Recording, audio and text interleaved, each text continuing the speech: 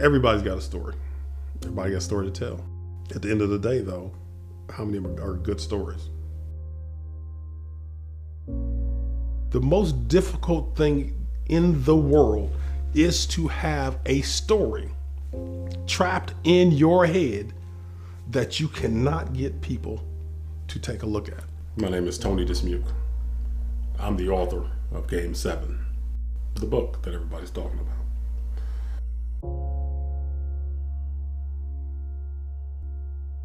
I was born in St. Louis, Missouri. I'm from a big family. I'm named after my mother. And, her name is Tony Catherine Dismuke. And, my father was Paul Dismuke. My siblings, my sister Paula, my brother Keith, my sister Lisa, my brother Brian, my brother Robert, my sister Tracy, my brother Northern, and my brother James. And I was raised in two small towns, Sparta, Illinois, and Harrisburg, Illinois. It's a place where you see cornfields and, wheat fields and, a tractor driving down the middle of the street. But a place that really was not necessarily conducive for a person like me. The chances of me coming out of there and then going on to write a book as well as a screenplay and to be standing here hopefully one day getting this thing up, on the screen is pretty slim to none. I went to St. Philip's in San Antonio first, and then I broke my leg and I went back to SAU Carbondale. After I injured myself, I was like, you know what, let me try something different. Let me move west. And the thing that really triggered me to move was the death of my mother. I couldn't be in a place where I didn't see that love, that life, that energy that my mother, put off.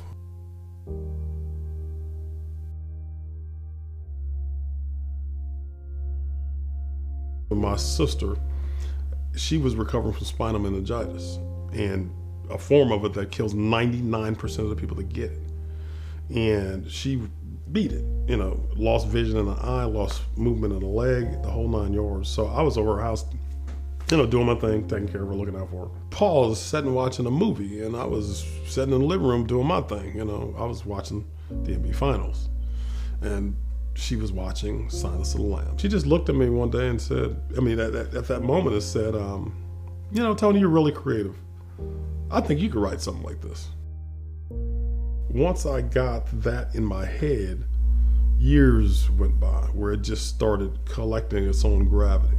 Pieces start coming together, parts start coming together, people start coming together, I start being able to create character and develop character just in my head. I didn't write anything down for like 9 years.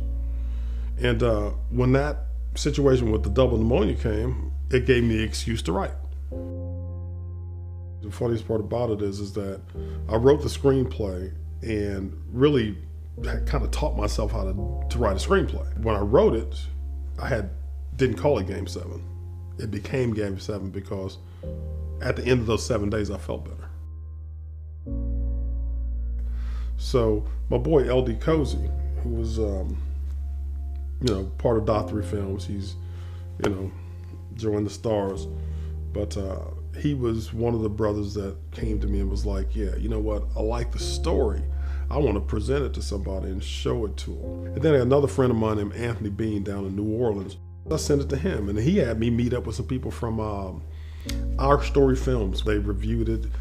The gentleman said that the story was unbelievable, a very unique story, and said that it would be, I should keep pushing this story forward. They couldn't do this type of movie because their budgets weren't suited for this type of project. All right, go ahead, Miles. Man, will you calm down?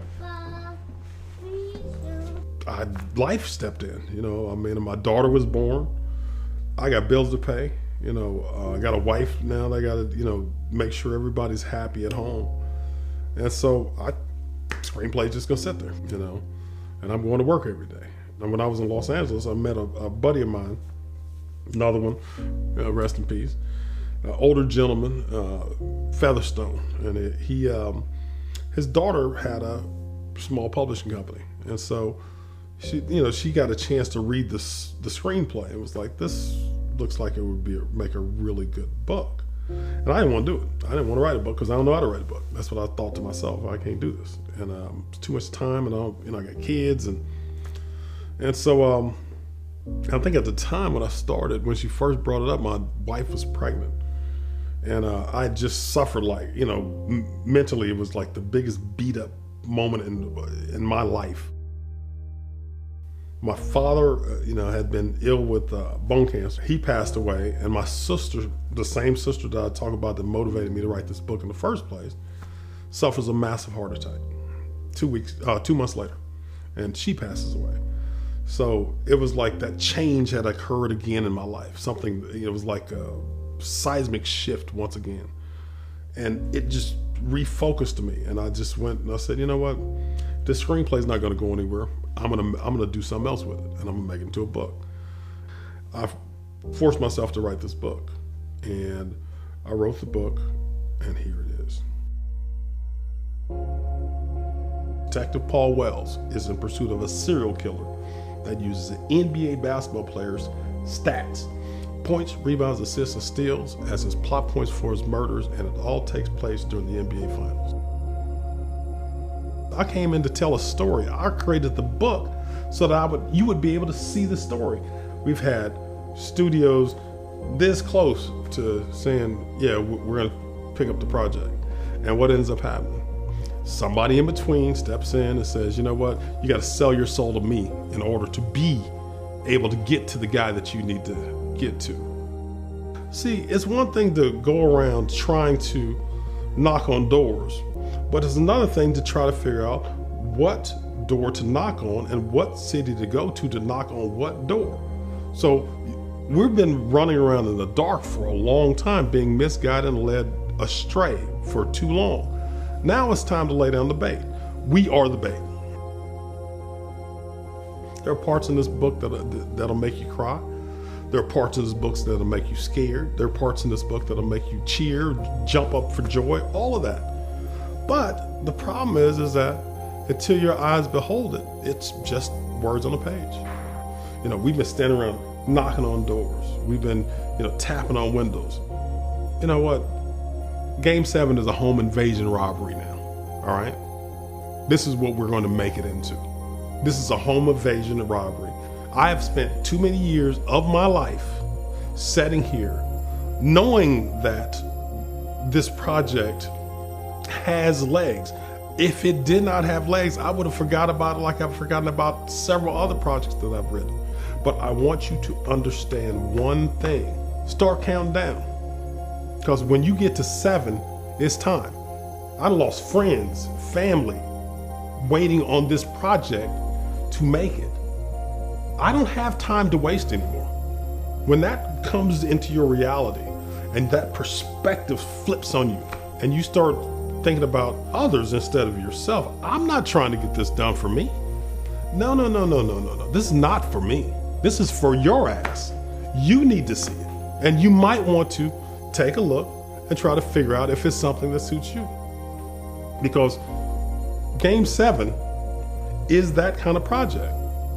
You spend 20 years thinking about something, all of a sudden it gets defined. Characters become real.